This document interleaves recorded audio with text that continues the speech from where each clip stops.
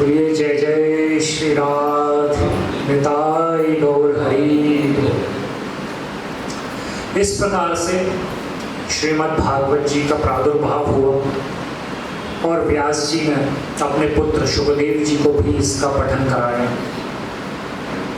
तो अब ये शौनक जी ने प्रश्न किया सूत जी से कि प्रभु शुकदेव जी तो निवृत्ति परायण महात्मा थे, उन्हें तो किसी वस्तु की आवश्यकता ही नहीं थी, फिर उन्होंने किस कारण से इस भागवत शास्त्र का पठन किया, क्या कारण था? तब उन्होंने, हमारे जो सूत जी हैं, उन्होंने उस बात का वर्णन किया है कि शृण्वतां स्वं कथां कृष्ण पुण्य श्रवण कीर्तन हृदयस्तंतो है भद्राणी विधुनोति सुहृत्सताम्। अर्थात भगवान श्री कृष्ण के यश का श्रवण और कीर्तन दोनों ही परम कल्याणकारी है। वे अपनी कथा सुनने वालों के हृदय में अवस्थित होकर समस्त पाप तापों से निवृत्ति कर देते हैं। ऐसा ही एक और श्लोक एकादश स्कंद में भी प्राप्त होता है।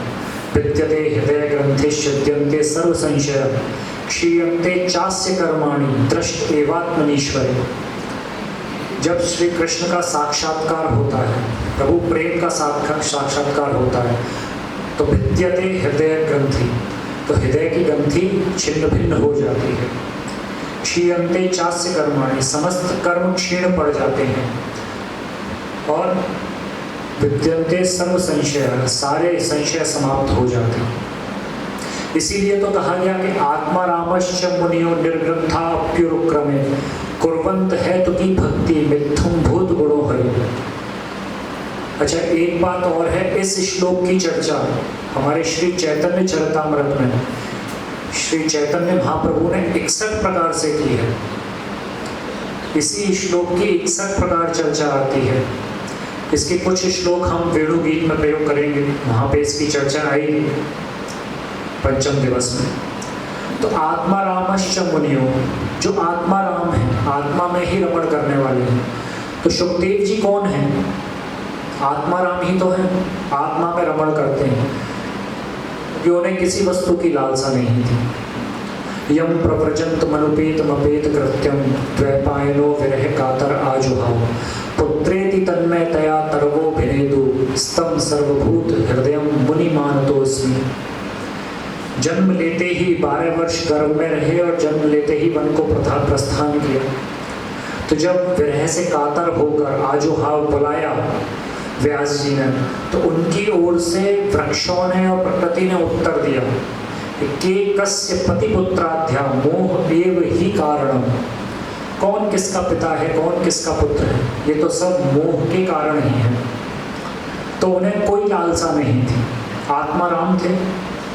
परंतु आत्मा रामश्च मुनियो निर्ग्रंथा अप्युरुक्रमे, जिनकी हृदय की ग्रंथि फट चुकी है, टूट चुकी है, वो भी कुर्वंत हेतु की भक्ति, वो भी अहेतु की भक्ति किया करते हैं, क्योंकि मिथ्यम भूत गुणों है, प्रभु के गुण इतने मधुर हैं कि उनको सुनकर, जैसे प्रभु की लीलाएं और प्रभु के गुणों का जहाँ वर्णन आता है, तो महाराज ब्रज स्त्रियों की भी चर्चा आती है। निशन्मदीतम तदनंग वर्धनम ब्रज स्त्रिया कृष्ण ग्रहीत मानसम। और यह तो परीक्षित जी से स्वयं शुकदेव जी ने कहा है। परिनिष्ठितोपि नैर्गुण्यम आता है ना, उत्तम श्लोक लीलया ग्रहीत चेता राजर्षे आख्यानम यद्धीतवान। ये साक्षात सुखदेव जी ने ही कहा है परीक्षित जी से कि भैया परिनिष्ठितोपि नैर्गुण्यम उत्तम श्लोक लीलया। मेरी कोई आसक्ति नहीं थी, मेरा कोई मन नहीं था भागवत शास्त्र का अध्ययन करूं, परंतु प्रभु के गुण इतने मधुर हैं कि बरबस ही जबरदस्ती उन्होंने मेरे चित्त का हरण कर लिया। ग्रहीत चेता राजर्षि, हे राजर्षि, उन्होंने मेरे हृदय को अपनी ओर आकर्षित कर लिया, जिससे आख्यानम यद्धीतवान, इसी कारण से मैंने श्रीमद् भागवत महापुराण पुराण ममनम इसका अध्ययन किया है। तो ऐसा शुकदेव जी का वर्णन आता है। महाराज जन्म लेते ही वन को प्रस्थान किया। अब महाराज व्यास जी बड़े परेशान कि पुत्र चला गया, कैसे बुलाया जाए। तो उनके 4 शिष्य थे। 4 शिष्यों का वर्णन आता है। पैल, वैशंपायन, जैमिनी, सुमंतु, जिन्होंने वेदों के खंड किए थे, चारों वेदों के। तो उन्हें 4 श्लोक दिए। तो उन्होंने बताया कि महाराज वन में एक बड़ा सुंदर ब्राह्मण बालक आया है, घुंघराले केश हैं, दिगंबर वेश में घूमता है। तब व्यास जी ने कहा महाराज मैं तुम्हें 4 श्लोक देता हूँ, उसे सुनाओ जाकर। अब वो समाधि में लीन थे। वहाँ जाकर महाराज चारों ने एक एक श्लोक सुनाया। जिस तरह 4 प्रकार के मंत्र कहे गए हैं, सम्मोहन, स्तंभन, उच्चाटन और वशीकरण, ये चारों श्लोकों का वही स्वरूप है। पहला श्लोक सुनाया गया, वरहा पीडम नटवर वपु कर्णयो कर्णिकारम विप्रतवास कनक कपिशम वैजयंती च बालम रंध्रान वेणो रथर सुधया पूरयन गोप वृंदेर वृंदारण्यम स्वपद नवणम प्राविशद गीत कीर्ति। इसमें प्रभु के स्वरूप का वर्णन है। वरहा पीडम नटवर वपु, नटेभ्यो नटराजेभ्यो नटराज राजेभ्योपि वरम वपु यस्य। तो ये महाराज स्वरूप का इसमें बहुत सुंदर वर्णन है। इतनी चर्चा का समय नहीं है, ये कथाएं बहुत हैं, लेकिन तो ये प्रथम श्लोक, इसमें स्वरूप का वर्णन, नाम नहीं आया। तो ठीक है, हमारा स्वरूप तो बहुत सुंदर है, अद्वितीय है, परंतु कौन है ये कैसे पता चलेगा। तो दूसरा श्लोक, मतलब प्रथम श्लोक में सम्मोहन हुआ, फिर द्वितीय श्लोक बोला गया, अहो बकीयम स्तन कालकूटम जिगांसयापाययतप्य साध्वी लेभे गतिम तात्रुचिताम ततोन्यम कम्वा दयालुम शरणम ब्रजेम। यहाँ पर प्रभु की दया का वर्णन है कि पूतना अपने स्तनों पर विष लगाकर उन्हें मारने आई, परंतु फिर भी प्रभु ने उसे माता की गति प्रदान की। कितने दयालु हैं। फिर भी महाराज नाम नहीं आया, कौन है ये। अच्छा, दयालु हैं, स्वरूप भी बहुत सुंदर है, लेकिन सम्मोहन, स्तंभन, दूसरी बात, स्तंभन हो गया, स्तंभित हो गए, परंतु नाम नहीं है, पता नहीं है कौन है, स्वभाव कैसा है, क्या है, ये नहीं पता। तो तीसरा श्लोक बोला गया कि जयति तेदिकम जन्म ना प्रजः श्रेयत इंदिरा शश्वदत्रि दयित दृश्यताम दिक्षु तावका स्त्वैधतासवस्त्वाम विचिन्वति। प्रभु को प्राप्त करने का मार्ग पता चला, कैसे होगी। ब्रज गोपियों की कैसी स्थिति है महाराज। प्रेम, प्रभु को प्राप्त करने का मार्ग क्या है, प्रेम। तो कैसे प्राप्त करना है वो मार्ग इसके द्वारा पता चला। महाराज दिक्षु तावका, हम तुम्हारी दशों दिशाओं में तुम्हें ढूंढ रही हैं। और कैसे, स्त्वैधतासवस, हमारे प्राण आप में निहित हैं। महाराज ऐसी अवस्था तृतीय श्लोक में हुई। और चतुर्थ श्लोक जिससे वशीकरण हुआ वो था तासा मावीर भूछौरी इसमें मान मुखाम्बुज पीताम्बर ध्र सत्वी साक्षात मनमथ मनमथ। ओहो, ये तो कौन है, तासा मावीर भूछौरी, शौरी अर्थात शूरसेन के पुत्र। ओहो, ये तो हमारे श्री कृष्ण ही हैं, पता चला। और महाराज कैसी असाधारण छवि धारण करके प्रकट हुए हैं। परम पीताम्बर धारण किए हैं, गले में माला है, पीताम्बर के दोनों छोर हाथ में पकड़ के क्षमा भंगी धारण करके अवतरित हुए। तो ऐसा महाराज सुना तो उन्हें वशीकरण हो गया। वशीकरण हुआ तो चारों के समक्ष प्रकट हुए और कहा महाराज ये कहाँ मिले, ये श्लोक कहाँ से लाए तुम। बोले प्रभु हमारे गुरु जी के पास तो 18,000 हैं, ऐसे ये तो 4 ही हैं। बोले चलो हमें लेके। तब महाराज वो सुखदेव जी पधारे हैं व्यास जी के पास, और तब उन्होंने श्रीमद् भागवत का अध्ययन किया है। और ये आवश्यक भी था, क्योंकि पात्र और पात्रता दोनों परम आवश्यक हैं। पात्र कौन थे, परीक्षित जी, और उनमें ही पात्रता थी उसे सुनने की। ऐसे ही भागवत जी के वक्ता के रूप में पात्रता ही सुखदेव जी की, इसीलिए सुखदेव जी ने उसका अध्ययन किया। इसके बाद हमारा चरित्र आता है परीक्षित जी का। इससे पहले जब उसमें थोड़ी सी चर्चा हमारी आती है कि जब महाभारत के युद्ध का अंतिम दिन था, तब अश्वत्थामा ने अपने राजा दुर्योधन का हित करने के लिए द्रौपदी के 5 पुत्रों का सिर काट दिया और वो ले जाकर दुर्योधन को पेश किया। तो दुर्योधन को श्राप था दुर्वासा जी का, क्योंकि एक चरित्र आता है कि दुर्वासा जी को उसने ईर्ष्यावश, जैसे मत्सरता का हमने वर्णन किया था, तो वहाँ की चर्चा भी यही थी कि ईर्ष्यावश उसने दुर्वासा जी को दुर्योधन ने पांडवों के पास भेजा जब वो वन में निवास कर रहे थे, और दुर्वासा जी अपने 10,000 शिष्यों की मंडली लेकर वहाँ पधारे। तो द्रौपदी के पास अक्षय पात्र था, परंतु उसमें एक वरदान था तो एक उसमें कमी भी थी। वरदान ये था कि वो कभी खाली नहीं होगा, सभी पेट भर के भोजन कर सकते हैं, और जब द्रौपदी भोजन कर लेगी उसके बाद वो खाली हो जाएगा, उसके बाद उसमें अन्न नहीं होगा। अब महाराज द्रौपदी ने भोजन किया, इतने में ही दुर्वासा जी शिष्यों के संग पधार गए।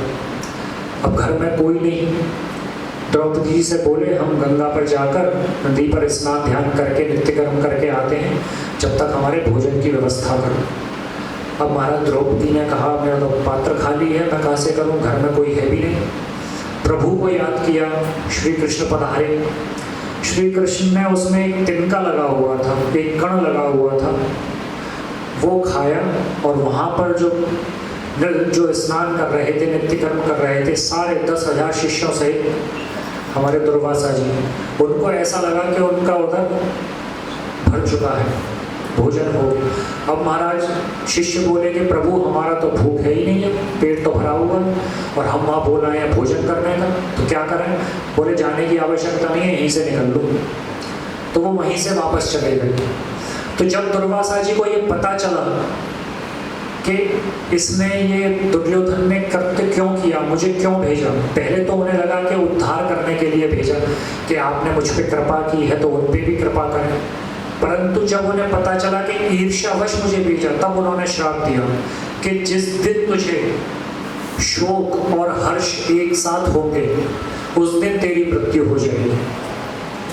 तो 5 पांडव पुत्रों के सिर देखकर उसे शोक भी हुआ कि समस्त पांडव कुल का ही इसने संहार कर दिया, वंश का ही, हमारे हैं तो हमारे संबंधी ही, हमारे भाई के ही हैं वंशज, और सुख भी हुआ और दुख भी हुआ, तो दोनों हुए, इससे उसकी मृत्यु हुई।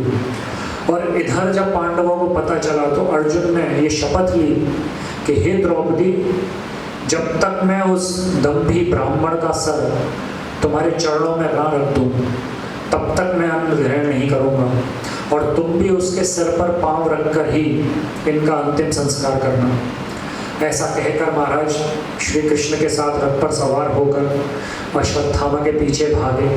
बीच में उसने महाराज ब्रह्मास्त्र भी संधान करके उन पर छोड़ दिया, तो ब्रह्मास्त्र की काट ब्रह्मास्त्र से ही करी, प्रभु ने आज्ञा करी। तब उसे पकड़कर केश पकड़ के द्रौपदी के सामने डाल दिया गया।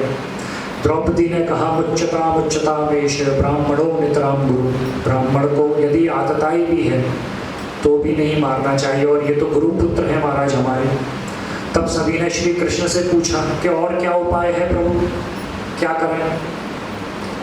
तो श्री कृष्ण ने कहा कि ब्रह्म बंधुर्न हंतव्य आतताई वदार्हण, ब्राह्मण को कभी मारना नहीं चाहिए और आतताई को कभी छोड़ना नहीं चाहिए। तो सारे बोले महाराज उपाय बता रहे हो कि फंसा रहे हो, कह रहे हो छोड़ो भी मत और मारो भी मत। तो उपाय बताया गया कि ब्राह्मण को घर से निकाल देना या धन छीन लेना या सिर मोड़ देना, ये भी ब्राह्मण के लिए वध के समान है। तो अर्जुन ने क्या किया, उनके सर के साथ उनके सिर की मणि भी निकाल ली बालों के साथ। अपमान से वशीभूत होकर महाराज अश्वत्थामा ने उत्तरा के गर्भ पे बाण चलाया। गर्भ पे बाण चलाया तो महाराज 5 बाण लपलपाते हुए ब्रह्मास्त्र उनकी तरफ लपके, तो प्रभु ने उसके उत्तरा के उदर को अपनी माया के कवच से ढक दिया। इस प्रकार महाराज गर्भ में परीक्षित की रक्षा की। इसीलिए परीक्षित का एक नाम विष्णुरात है। विष्णुना रात रक्षिते इति विष्णुरात, क्योंकि विष्णु जी ने उनकी गर्भ में रक्षा की थी और वो प्रभु के सहोदर भाई भी हैं, क्योंकि उदर में प्रविष्ट होकर उन्होंने रक्षा की थी, तो उनके सहोदर भाई भी हैं प्रभु परीक्षित जी। तो ऐसा वर्णन इसमें आता है। अच्छा, एक बहुत बड़ा एक भ्रम है जो बहुत सी कथाओं में हमें कहीं भी सुनाई देता है। जैसे कहा जाता है कि परीक्षित जी ने जरासंध का मुकुट धारण किया तो उनके मस्तक पे स्वर्ण में कली सवार हो गया। तो देखिए, ये सब भ्रम की बातें हैं, शास्त्रोचित बातें नहीं हैं, क्योंकि शास्त्र की बातें वही करनी चाहिए शास्त्र के अनुरूप हों। ऐसा कभी नहीं हो सकता, क्योंकि दो बातें हैं। एक तो परीक्षित साक्षात भागवत अवतार हैं, परम भागवत स्वरूप है, तो भक्तों पे कली का प्रवेश नहीं है, उन पे कोई प्रभाव नहीं है। और दूसरा, जो संपत्ति प्रभु को समर्पित हो वहाँ भी प्रभु का कोई प्रवेश नहीं है। तो भागवत जी में कहीं ऐसा वर्णन नहीं आता कि जरासंध का मुकुट धारण किया, फिर उस पर कली सवार हो गया, तो शृंगी ऋषि के गले में सर्प डाल दिया, ऐसा कहीं वर्णन नहीं है। तो अच्छा, अब पूछा जाएगा कि ऐसा क्यों हुआ? भाई, जब ऐसी बात है तो उन्होंने ये अपराध क्यों किया, शृंगी ऋषि के गले में सर्प क्यों डाला? तो देखिए, चर्चा जो है वो, क्योंकि कुछ बातें परंपराओं से भी प्राप्त होती हैं पुरानी, तो कहा यह जाता है कि जब गर्मी के समय में जब धूप में से वो आश्रम पर पधारे शृंगी ऋषि के, तो वो महाराज अवस्था में अपने संध्या वंदन में लीन थे, उन्हें पता ही नहीं था कि हुआ क्या। सबसे बड़ी चीज तो ये है। तो शृंगी ऋषि, शृंगी ऋषि ने तो शाप दिया था। शमीक ऋषि जो संध्या वंदन में लीन थे। अब सबसे बड़ी बात हमारे शास्त्रों में आती है कि अतिथि सत्कार की परिभाषा क्या है, क्योंकि यदि कोई आपके घर पे पधारता है तो आप सबसे पहले क्या करते हैं? भागवत जी में भी आया है, त्राणी भूमि ऊर्ध्वम चतुर्थी श्रंडिता वाक, आसन भूमि जल और मीठे वचन, ये चार बातें। अलब्ध तृण भूमि आदि, ये भागवत जी में भी वर्णित है, देखेंगे श्लोक में। तो चारों चार चीजें उन्हें देनी चाहिए, नहीं तो क्या होता है? तस्मै स्वाम दुष्कृतिम दत्वा पुण्य मादाय गच्छति। नहीं तो क्या करता है अतिथि? अपने समस्त पाप आपको देकर और आपके सारे पुण्य लेके चला जाएगा। ये श्रुतियां कहती हैं, तस्मै स्वाम दुष्कृतिम दत्वा पुण्य मादाय गच्छति। तो अब परीक्षित जी तो पधारे, परंतु ऋषि को तो कोई भान ही नहीं है, वो तो अपने संध्या वंदन में लीन है।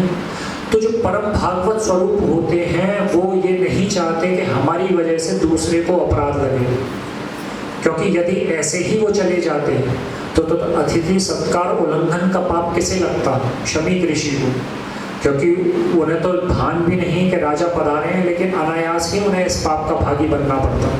तो उस पाप को अपने सर पे चढ़ाने के लिए उन्होंने ऐसा कृत्य किया।